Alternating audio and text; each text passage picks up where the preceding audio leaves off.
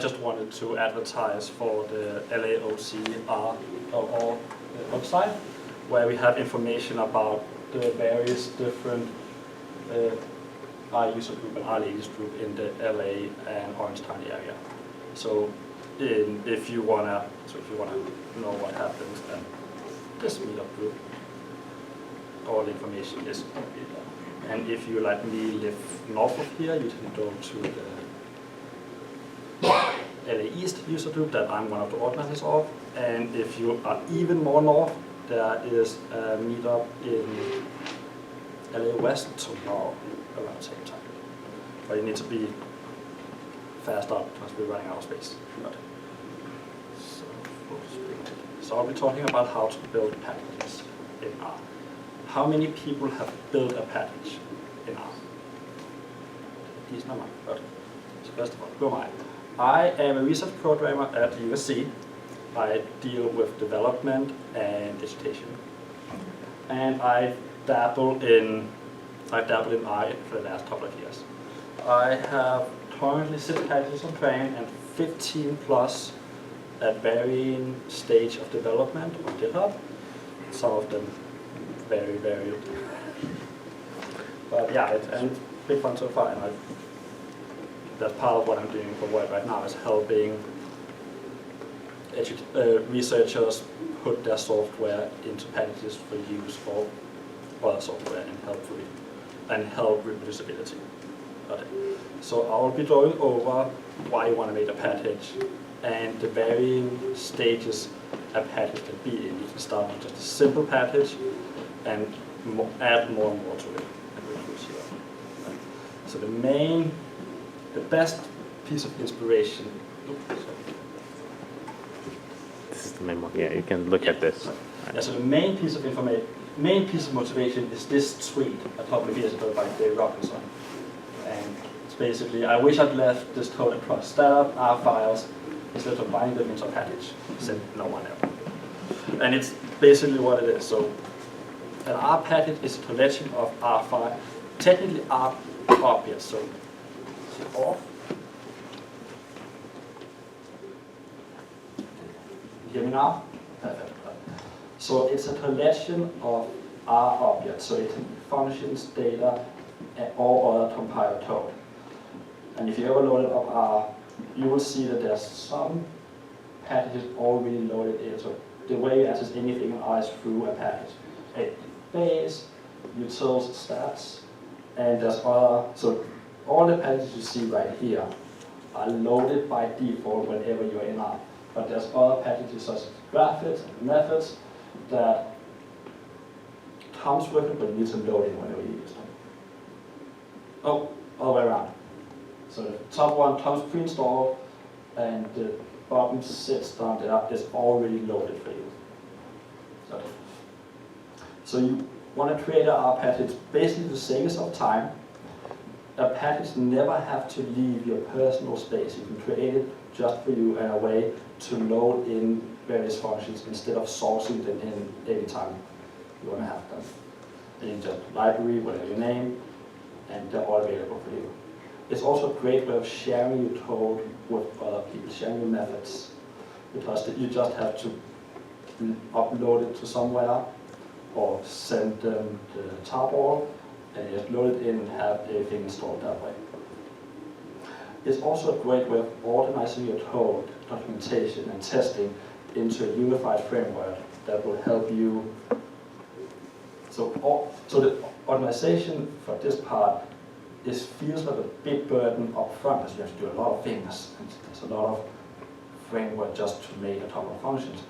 But in the long run, you will see that you end up saving a lot of time because you don't have to do anything. There's also the great benefit of, I think, that other people have already decided a lot of conventions, so you don't have to reinvent how to store things and how to save things. So development, never have to leave your own computer. You can also keep it inside your organization, so you will have a way to just send it around. So you can have, basically you can have something that some people use, many people use, You can open source it like I do. I put most of the things I have on GitHub in various stages of finishness. And if you feel like you're ready for it, you can try to submit it to train, and it will be more publicly available. There definitely is a big step between having your package on GitHub and train, both in the sense of how many people will use it, because a majority of people don't go to GitHub for code. They'll just find out what there was in train. But also it's a quality check, because you need to pass a wide array of tests just to be used on train. Okay. So if you didn't listen to this talk and just wanted to find out how you make a package, there's 3 different layers. So there's the light version, which is the tried old, tried famous Harry Potter blog post, and it's a couple of 100 words.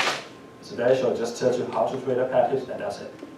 There's the medium, which is the book by Hadley, now in the second version with Jenny Bryan, which is on r.package.org. It has a more thorough explanation of everything that goes into creating a package, while keeping it somehow focused on whatever you would need as a developer.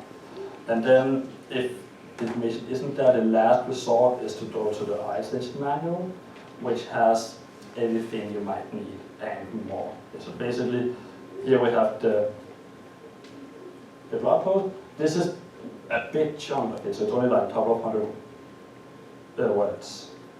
But the R package is a book size, a couple of 100 pages.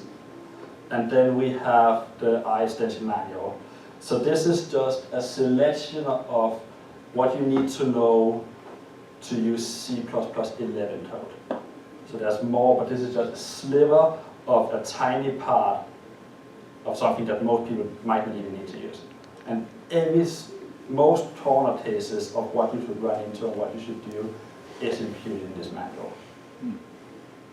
And I have personally not having the need to be there that often, because a lot of general purpose is in this book right now. But to get started, I would suggest you that the following packages installed. So you need DevTools, Oxygen 2, Tester, and Miller. Technically, you only need DevTools, because you don't need anything but the main one is DevTools, because it will help you build and load the package. Oxygen is what is being used to generate documentation, Tester for testing, and Miller is if you want to do any kind of markdown, you need that for loading. And then, if you really want to be up to speed, I would suggest getting the developmental version of DevTools and use this from using DevTools today for GitHub. And depending on what you want to do, you also need to download RTools, Xcode, depending on your software system, if you have some compiler. Right.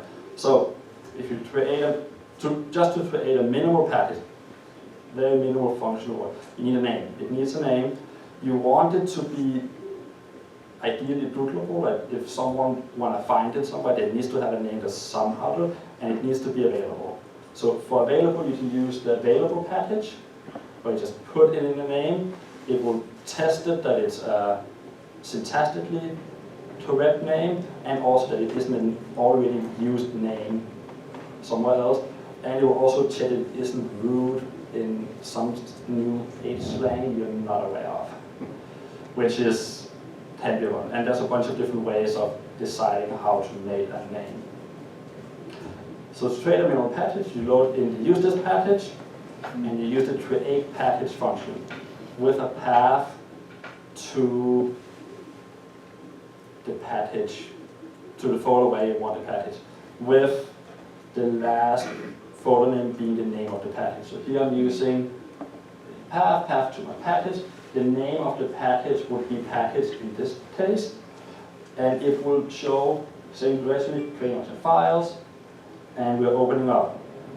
And we get these files, and we're done. We have a fully functional R package. It can load, if you like the package, it will load. It doesn't have anything in it. There's nothing is loaded within it. So we need to do something. Before we do that, let's fill in the description file. So you see right here, one of the files is already put in the description file right here. And it is just a description of what it is.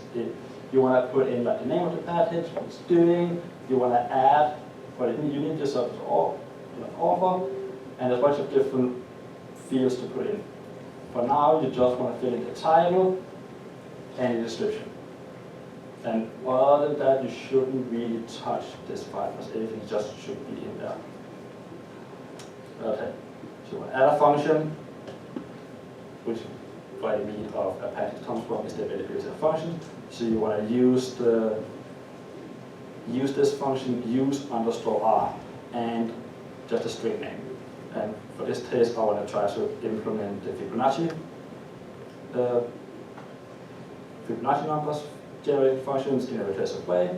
So I'm using use_r on the string of Fibonacci. It will create a file called Fibonacci.r in the R folder for you and open it up for you.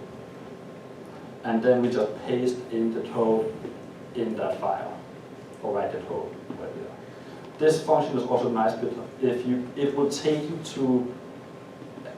you and open a file name that's already up there. So if you're developing and you need to change something in the Fibonacci file, you just type in this command and it will open it for you. So it's a way of keeping away from the mouse.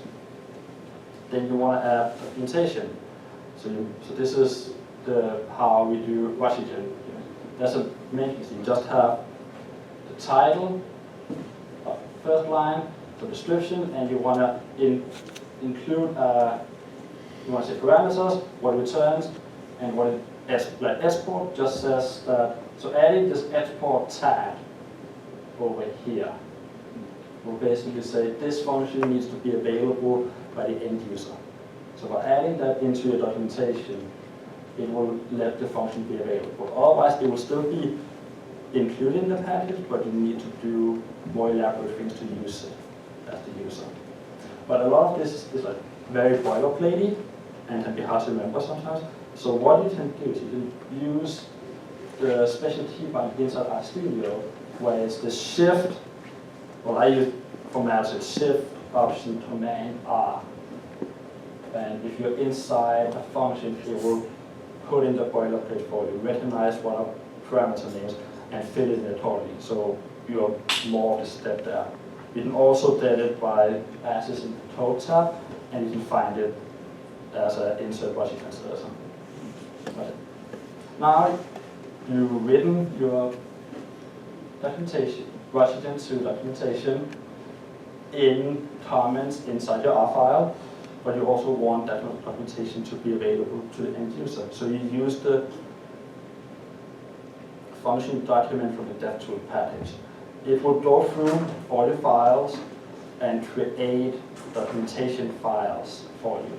So you never have to manually do it, and it populates in the main folder. And always do this is to do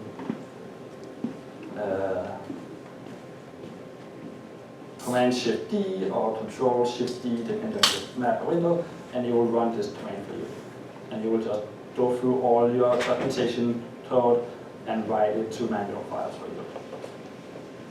And then what we saw before is available like this if you do the question mark Fibonacci. There's also namespace. You should not touch this. Well, you can, but there's generally no issue. And newer versions of RStudio will also tell you not to touch it.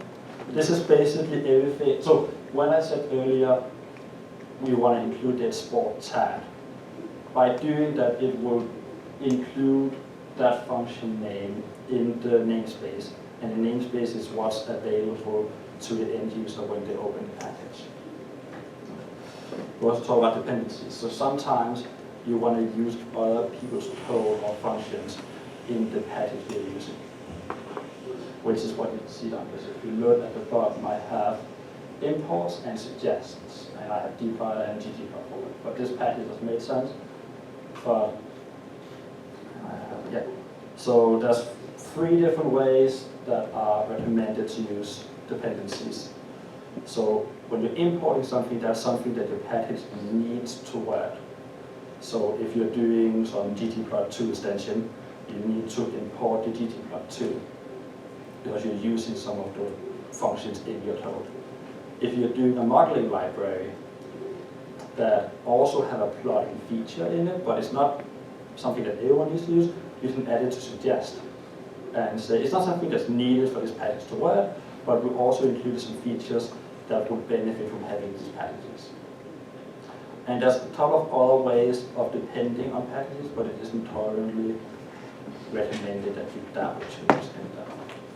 And then there's also a linking to dependency, which is mostly used when you want to use C++ or C. You would never have to fill in that tab yourself if you follow the use this framework. So basically, if you want to use C++ code in your package, you use the use_cpp, and it will populate all the fields needed to use RCPP. Okay. So if you want to distribute, you can use so if you just want to use it locally, you can use the devtool install that just installs the package locally in your environment. If you use the DevTools build, it will create a tarball you can then send to other people and they can load in to install it. Otherwise, you can send it up to GitHub with the use GitHub command to use this. That will basically just connect it to GitHub, and there's a lot of things underneath the hood for all that to happen. And lastly, you can submit on prem with the release. Everyone should chat, and you have to manually be vetted when you try to submit on prem. So there's also a bunch of other items. So I just talked about a very small subset of the available components when you create a package. But it is the most important components. Some other ones is that you want to make sure authorship is done correctly. You want to make sure there's a license associated with it that is compliant with whatever you're doing. You can include data, you can include tests to make sure that your function is performing the way you want it. You can add vignettes if you feel like the documentation that's inline isn't more in depth and you want to have a more overall structured vignette. You can implement continuous integration to make sure that your package build and loads and test on other types of operating systems as what you work with locally. There's a news file you can find out how you can use code targets to find out how much of the code is being tested by the test you're running. And so checking, one thing you don't use it, there's this command, command check, which runs a bunch of sanity checks to make sure that your package is up to speed with what it's supposed to do. The second best way of doing it is running DevTools chat, and you will just output a bunch of things and say, this is doing well or not well. But in general, you would use the command Shift-E, and it will just run the test for you. The README, you might see, is just a Markdown style thing. It will just say more things. It's a platform, it's a first look for non-general users. So most developers will see your README before your train page, if you have a train page. And you can have a lot of information, so you can have different badges, you can have descriptions, how to install. It's a good first page to be at. And you just create the README by using the use_readme._IND. It will put everything in the right folders, make sure everything is ignored in the right places. And you just modify, you knit it, and you repeat. Then there's the license issues, which is always a great topic. So this is all the officially authorized licenses by TRAN. That I, in general, feel that there's the three main ones. So there's the MIT, the GPL, and the COO. Or CC. COO. And they're of course used by just using the use underscore MIT, use underscore name of license, underscore license, and the name you need to have, like, so your name you put on it. I generally use MIT for everything I do, as long as it's not in violation of everything else. MIT is very simple, permissive, anyone can really use it. The GPL is what I call the anti-capitalism one. So if your code is GPL-free, someone can't use your code to get money unless they also distribute their code. So it's a way to stop people from benefiting too much from it. It also has a downside that less people are likely to use it if the more is to do. And then there's also the Trump one, which is CC01, which basically means you can use it for anything at all. It's completely free out of my hands. Vignettes, lawness of documentation, you just, as you might have noticed by now, most of the things you just use underscore and whatever name you want to use in your package. And you will just hop up when you want a news file, and then you just use the use underscore news. And yeah, data, there's a, so sometimes you want to include data as samples. If you have the code that was used to generate the data and you are able to export it in a self-contained environment, you can use data raw, which will create a folder with RScript that you use to create the data, and then you use data on that object, and it will save it inside the package in the way it's supposed to be saved for it to be used in the package. So a lot of the work done by creating packages is mainly just using a lot of the used packages for it. And documentation, yeah, and the data is like a weird thing, so you don't export data, you just include the name as a string. And if you want to use compile code, I already briefly talked about this before, but you just use the use underscore RCPP, it will set up RCPP to be used in your package, and you just create C++ code in it, and everything should work. If you want to use testing, which John talked about a couple of months ago, setting that up is very simple. Just use the use tester function, and it will create and populate the various folders for whatever you need. And yeah, and if you want to use continuous iteration, you also just use the use underscore whatever you want to do. And there's, if you want to do batches, you can do batches. So, and they can tell you a lot of different things. This is the most comprehensive package batch collection, which is, I feel like this is his thing because he also has the most dependencies on brand. So he has a collection on the collection fetish for a lot of different things. So that's all I have, but I just want to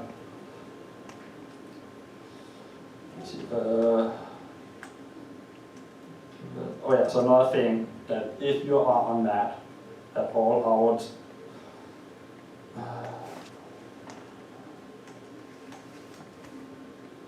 I would recommend you that the Alfred app, which is, so a lot of you will have, if you use Namespace, it will give you a search bar.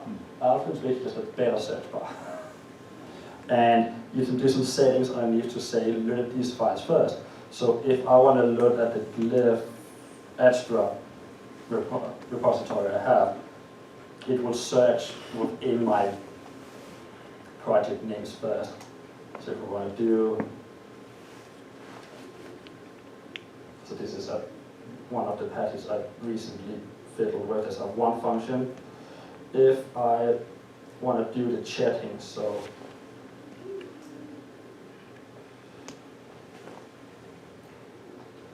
let's say we're right here, and I want to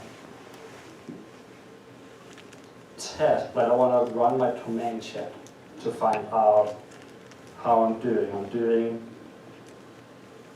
Command Shift E, as you see right here, and down here in build, it will start doing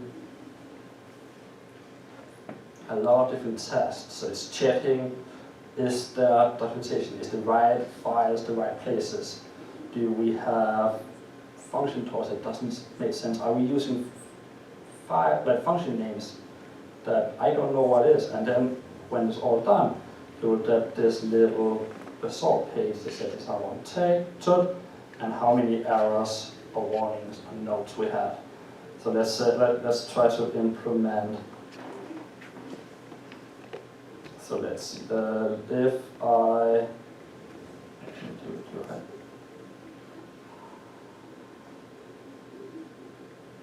What could I?